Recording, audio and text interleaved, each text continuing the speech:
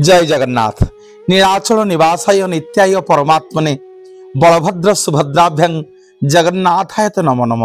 महाप्रभुंकर अभय चरणार भितरे अनंत कोटि दंडवत अर्पण करी आपण मानकर प्रिय प्रवचक कथाकार मु मनोज प्रधान आपण मानक अगणित श्रोता बंधु मानक दर्शक मानक पाद तले जड़े जड़े जगन्नाथ मन करी प्रणाम करुछि।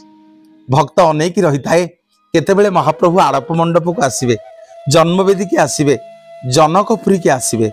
महाप्रभु भक्त मानकर कथा को रक्षा करी रानी गुंडीचांग कथा को रक्षा करी आज माँ और बापा को खोजिया पाई आड़प मंडप रे 7 दिन व्यापी महाप्रभु इठी विराजमान करती, लीलाखेला करती, समग्र जगत को जन्म वेदी रे दर्शन दियंती, समग्र जगत को गोटे शिक्षा दियंती जे पिला माने जेते कर्म जंजाल भितरे जेते शिक्षित हुआ, जेते चाकिरिया हुआ, जेते व्यतिव्यस्त भितरे रुह, वर्ष को थरे गाँ को आसब, गाँ को खोजब, माँ को बापा को खोजब, माँ बापार सेवा करिब, माँ बापांकर सेवा कले भगवान मिलती। एभली एक निदर्शन समाज को शिक्षा देले जगत बंधु जगन्नाथ महाप्रभु। महाप्रभुंकर 3 रथ आसिक बाली शरधा बाली रे लागिगलानी। शरधा बाली रु महाप्रभु जाकि आड़प मंडप रे विजय कर सारे। आड़प मंडप रे महाप्रभु भक्त मान को दर्शन देवे 7 दिन धरी। ये 7 दिन रे जी जगन्नाथ को दर्शन करिब स्कंद पुराण कहती नीलाद्र 10 वर्षाणी आड़प मंडपे दिने आपण श्रीमंदिर रत्न सिंहासन रे 10 वर्ष धरी प्रत्येक दिन जगन्नाथ को दर्शन कले जो पुण्य मिलिबो जगन्नाथ महाप्रभु को ये आड़प मंडप रे गुंडीचा घरे गोटे दिन दर्शन कले से पुण्य मिलिबो।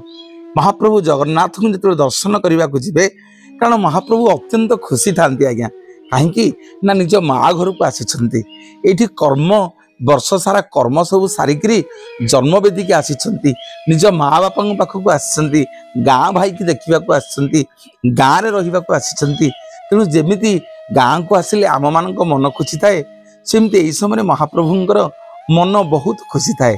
से जगन्नाथ को जिते आड़प मंडप दर्शन करने को जीवे तार गोटे विधि आ विधान अच्छी।